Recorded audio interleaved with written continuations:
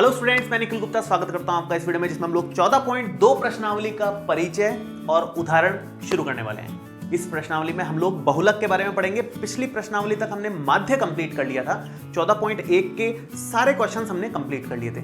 जितने भी वीडियोस हैं सबके लिंक आपको वीडियो के डिस्क्रिप्शन में मिल जाएंगे। अगर आपने नहीं देखे हैं तो वहां से आराम से देख सकते हो।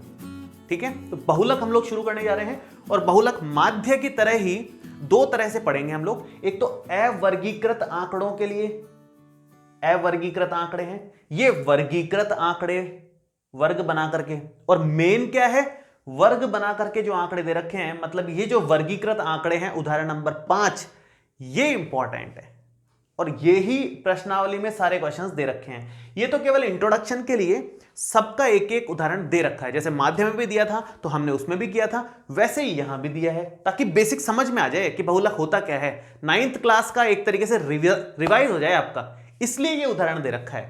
ठीक है, तो शुरू करने से पहले मैं एक छोटी सी बात बता दूं कि लर्न एंड शेयर की एप्लीकेशन अगर अभी तक आप लोगों ने डाउनलोड नहीं करी है तो डाउनलोड कर लो। क्यों? क्योंकि हर एक सब्जेक्ट के बहुत ही खास तरह से बहुत टाइम दे करके इंपॉर्टेंट नोट्स बनाए हुए हैं, वो वहां पर अपडेट होते रहते हैं। जैसे मैथ्स में अभी रिसेंटली अपडेट हुआ है, पूरी बुक के एक साथ सारे फॉर्मूलेज वहां पर बनाए हुए हैं। ऐसे ही हर सब्जेक्ट में बहुत सारी नई नई चीजें वहां पर आती रहती हैं, तो वहां से आप सब कुछ एक्सेस कर सकते हो। और संडे को टेस्ट होता ही है हर सब्जेक्ट के लिए, तो वो भी आप एक्सेस कर सकते हो। इसलिए अगर अभी तक डाउनलोड नहीं करी है तो डाउनलोड करो पहले और उसको एक्सेस करो। ठीक है, चलो शुरू करेंगे। बहुलक होता क्या है पहले ये जाने हम लोग। 9th क्लास में आपने पढ़ा है बहुलक क्या होता है। बहुलक क्या होता है कि जो सबसे ज्यादा बार आ रहा है ना अपने पास में, मतलब जिसकी बारंबारता सबसे ज्यादा है। बारंबारता का मतलब क्या होता है, जो जितनी बार ज्यादा आ रहा है वही बारंबारता है। कितनी बार आ रहा है इसका मतलब बारंबारता, बार बार आ रहा है उसको बारंबारता कहते हैं। तो कितनी बार, जो सबसे ज्यादा बार आ रहा है वही बहुलक है। यहां पर चेक करो कौन सबसे ज्यादा बार आ रहा है। यहां पर दो, अगर इसको टेबल बनाना चाहो तो टेबल भी बना सकते हो। कौन कौन है, 1 है, 2 है, 3 है, 4 है, 5 है, 6 है, 6 तक है। और उनकी बारंबारता हम लोग बना सकते हैं। जैसे मैं एक बार बना ही देता हूं, ऐसा करता हूं, यहां पर इसको x बोलते हैं, मैं x बोल देता हूं, और बारंबारता को f बोलते हैं, मैं उसको f बोल देता हूं, है ना। तो x 1 है, 2 है, 3 है, 4 है, 5 है, 6 है। x के मान ये है। 1 कितनी बार दिख रहा है, सब जगह एक ही बार दिख रहा है। 0 भी है, सॉरी 0 चलो नीचे लिख देता हूं मैं, कोई फर्क नहीं पड़ता, लाइन से जमाओ, इससे कोई मतलब नहीं है। 0 भी एक ही बार आ रहा है, ठीक है। 2 कितनी बार दिख रहा है, 1 2 3 बार आ रहा है 2। 3 कितनी बार आ रहा है, 1 और 1 2 बार आ रहा है 3। 4 कितनी बार आ रहा है, 4 एक ही बार आ रहा है। 5 भी एक ही बार आ रहा है और 6 भी एक ही बार आ रहा है। तो सबसे ज्यादा बार कौन आ रहा है, साफ साफ दिख रहा है। जिसकी फ्रीक्वेंसी या बारंबारता ज्यादा है वो कौन है, 2। तो बहुलक क्या हो गया, 2। बस इतना सा क्वेश्चन होता है ये। इसमें क्या लिख दोगे आप, ये अपने 9th क्लास में था, बस रिवीजन के हिसाब से लिखा हुआ है। तो बहुलक का मान हो गया 2 के बराबर। अब कुछ कुछ विद्यार्थियों के दिमाग में, आप लोगों के दिमाग में यह सवाल आता होगा कि मान लो ये भी 3 लिखा है, ये भी 3 लिखा हुआ होता तो, या ये 2 लिखा है, ये भी 2 ही लिखा हुआ होता तो उस केस में दोनों की ही बारंबारता समान आ जाती। तो फिर इन दोनों में से किसको बहुलक लेते, तो दोनों बहुलक हैं। बहुलक एक से ज्यादा भी निकल सकते हैं, 3 4 5 10 बहुलक भी निकल सकते हैं। तो बहुलक कई सारे निकल सकते हैं, उसमें कोई दिक्कत नहीं है। माध्य केवल एक ही निकलता था, लेकिन बहुलक कई सारे निकल सकते हैं। तो जिसकी बारंबारता सबसे अधिक है उसको बहुलक बोलोगे। और अगर एक से ज्यादा ऐसे लोग आ रहे हैं जिनकी बारंबारता सबसे अधिक आ रही है, मतलब दोनों की यहां पे 3 हो जाती या दोनों की 2 हो जाती, तो ये दोनों सबसे अधिक वाले हो जाते, तो दोनों ही बहुलक में मान लिए जाते हैं, कोई दिक्कत नहीं है उसमें। ठीक है, तो ये तो है अवर्गीकृत आंकड़ों में बहुलक क्या होता है, बहुलक का मतलब क्या है, वो हमने सीखा। अब अगर वर्गीकृत आंकड़े आ जाएंगे इस तरह के, यही हमारे काम के हैं। इसी के लिए सूत्र हमें सीखना है और उसको अप्लाई करना, जानना है कि भाई कैसे इससे आंसर निकाला जाए। तो वर्गीकृत आंकड़ों के लिए बहुलक का एक सिंपल सा सूत्र है, मैं यहां पर लिख देता हूं। बहुलक बराबर L plus F1 minus F0 upon में 2F1 minus F0 minus F2 और इनटू में होता है H। यह है बहुलक का सूत्र। अब यहां कौन क्या है ये मैं आपको बता देता हूं, फिर हम उसमें मान रखना सीखेंगे, है ना। एल का मतलब है निम्न सीमा। किसकी निम्न सीमा? ये एक इंपॉर्टेंट बात है, क्योंकि यहां तो इस वाले वर्ग की निम्न सीमा 1 है, इस वाले वर्ग की निम्न सीमा 3 है, इधर वाली को निम्न सीमा बोलते हैं। तो इस वाले वर्ग के लिए 1, इस वाले के लिए 3, इस वाले के लिए 5, इस वाले के लिए 7, इस वाले के लिए 9, तो ये सब निम्न सीमाएं यही है। तो किसके लिए लें? तो उसका सवाल का जवाब है बहुलक वर्ग जो निकलेगा आपका, उसकी निम्न सीमा लेनी है। बहुलक वर्ग कौन सा होता है? जिसकी फ्रीक्वेंसी या बारंबारता सर्वाधिक हो। सबसे अधिक बारंबारता किसकी है? ये वाले की।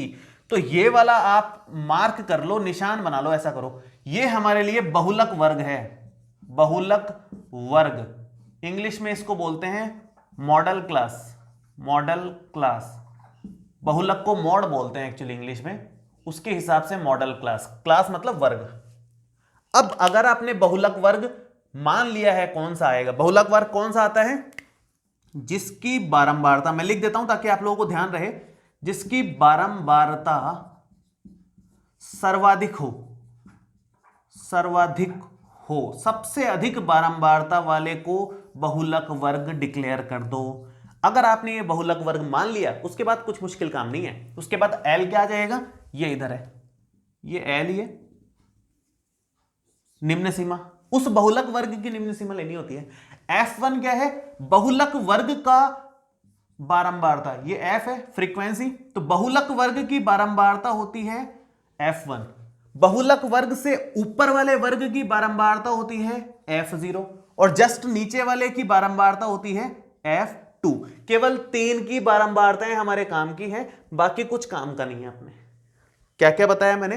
मैंने ये बताया कि जब भी इस तरह के क्वेश्चंस आ जाएं जिसमें वर्ग बना करके दे रखे हैं, मतलब वर्गीकृत आंकड़े हों, तो आपको सबसे पहला काम क्या करना है? सबसे पहला काम करना है बहुलक वर्ग छांट लेना है। कौन सा है? कैसे छांटोगे? जिसकी बारंबारता सबसे अधिक आएगी वही बहुलक वर्ग है। यहां पर सबसे अधिक बारंबारता है 8, तो इसका मतलब ये पूरा बहुलक वर्ग बन गया हमारे लिए। अब आपको यहां पर L, F1, F0, F2 देखने क्या बनेंगे, चाहो तो इसमें लिख देना, कोई इशू नहीं है। L, F1, F0, F2, केवल यही सब चीजें हैं। H तो अपने को पता है वर्ग अंतराल होता है, वो तो हमने माध्यम में भी सीखा है। तो L यहां पर क्या आएगा? इसकी निम्न सीमा। F1, ये F0 से शुरू मत कर देना। F1 बहुलक वर्ग की बारंबारता है, ध्यान रखना। मैंने ये फॉर्मूला और इसमें कौन क्या है ये सब डिटेल में नोट्स में लिख दिया है, तो वहां से आप देख लेना। अभी सिर्फ मैंने फॉर्मूला लिखा है और इसमें मान रखूंगा आप डायरेक्ट, जैसे एग्जाम में करते हैं, है ना।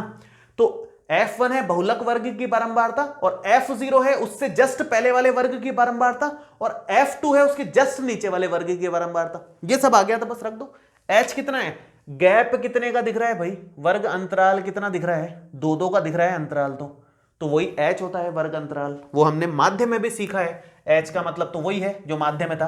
तो L 3, F1 8 minus F0 7, 2F1 इसको डबल कर दो तो 8 दूना 16, F0 7, F2 2, ये हमने लिख लिया। और गुणा में H मतलब वर्ग अंतराल, 3 में से 1 गया तो 2 का अंतराल दिख रहा है, तो H का मतलब 2। ठीक है यहां तक? बस अब सॉल्व कर लो, आंसर आ जाएगा। कितना बनेगा ये बन रहा है 3 प्लस 8 में से 7 गया तो 1 बटे 16 में से 9 गया तो बचेगा 7, और गुणा में 2 चल रहा है, तो ये 3 प्लस 2 बटे 7 आ गया, जिसको 2 बटे 7 को भाग दे करके इसमें जोड़ोगे तो ये बन जाएगा 3.286। ये अपने पास आ गया बहुलक का मान। किसके लिए? इस टेबल के लिए। तो मैंने ये टेबल डिटेल में बताई है आपको, ताकि आगे किसी भी क्वेश्चन में अब आपको बिल्कुल टाइम नहीं लगे। अब आप कोई भी क्वेश्चन तुरंत कर सकते हो, बिल्कुल टाइम नहीं लगेगा आपको बस क्या करना है? बहुलक वर्ग छांट लेना है, L, F0, F1, F2 सब लिख लेना है, उसके बाद सीधा फॉर्मूला लगा के मान रख दो। यहां पर एक्स्ट्रा कोई कॉलम नहीं बनाना पड़ता। जैसे माध्य में तो एक्स्ट्रा अलग अलग बहुत बनाने पड़ते थे, आगे हम माध्य क्या माध्यिका सीखेंगे, उसमें भी एक्स्ट्रा बनाना पड़ता है। लेकिन यहां पर अच्छी बात क्या है? एक्स्ट्रा कुछ नहीं बनाना, जो दिख रहा है वो सीधा मान रख दो सूत्र में, तुरंत आंसर आएगा। बहुत आसान है। नेक्स्ट देखते हैं, एक और उदाहरण दे रखा है छठा, उससे और क्लियर हो जाएगा। आपको कुछ डाउट होगा तो देखिए। देखो छठा उदाहरण है हमारे पास में, गणित की एक परीक्षा में 30 विद्यार्थियों द्वारा प्राप्त किए गए अंकों का बंटन उदाहरण नंबर 1 की सारणी 14.3 में दिया गया है। और वो उदाहरण 1 की सारणी 14.3 जो बुक में दे रखी थी वो मैंने लिख दी है यहां पर, ये सारणी थी वो। ठीक है, इन आंकड़ों का बहुलक ज्ञात कीजिए, साथ ही बहुलक और माध्य की तुलना कीजिए और इनकी व्याख्या कीजिए। ठीक है, बहुलक और माध्य की तुलना तो तब जब हमने माध्य निकाला था तो उस समय आपने माध्य निकालना सीख लिया था, आप वापस से निकाल के देख लेना और तुलना कर लेना। मैं मेनली आपको बहुलक निकालना सिखा देता हूं। इसमें बहुलक के लिए हमने क्या डिस्कस किया था?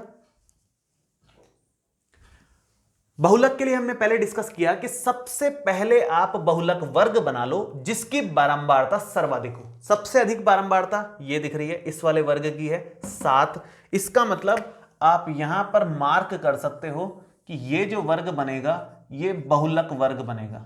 बहुलक वर्ग बन गया हमारे पास में।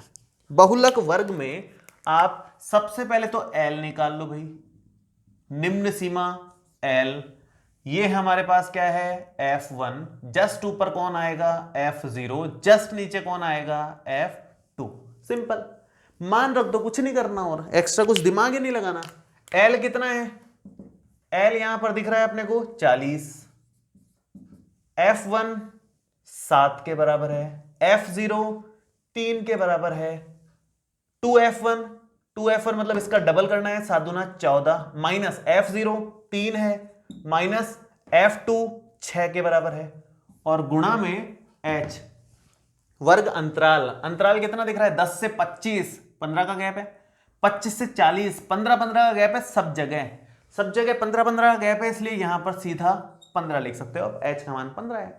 आप चाहो तो ये सब दिखा भी देना, चलो ये तो हमने लिख भी दिया, H बराबर 15 आप यहां भी दिखा देना अलग से, और यहां पर मान रख देते हैं। तो ये हो गया 40, 7 में से 3 गया तो 4, 14 में से 9 जाएगा तो बचेगा 5, गुणा 15, 5 से 15 कट जाएगा 3 बार, तो 40 प्लस 4 तिया 12, ये 52 आ गया। साफ सुथरा आंसर, ज्यादा दिमाग भी नहीं लगाना पड़ा, कैलकुलेशन में भी बिना कैलकुलेशन के सिंपल आंसर आ गया, बहुत ज्यादा गुणा भाग नहीं है इसमें। तो क्वेश्चंस बहुलक के बहुत आसान है, ये बात तो दिमाग में बैठा लो। तो सारे उदाहरण अभी कंप्लीट हो गए हैं, मेरे ख्याल से बहुलक निकालने का मेथड आपको क्लियर हो गया होगा। अब आप माध्य और बहुलक दोनों निकालना सीख गए हो तो 14.2 के प्रश्नावली के क्वेश्चंस कर सकते हो आराम से, सारे क्वेश्चंस आपसे सॉल्व हो जाएंगे। फिर भी कोई डाउट आएगा तो नेक्स्ट वीडियो में हम लोग उसको लेने वाले हैं, वहां से आप क्लियर कर सकते हो। इस वीडियो में आपको कोई भी डाउट आया हो तो नीचे कमेंट बॉक्स में लिख सकते हो। मिलते हैं आपसे अगले वीडियो में। Thank you so much, all the best.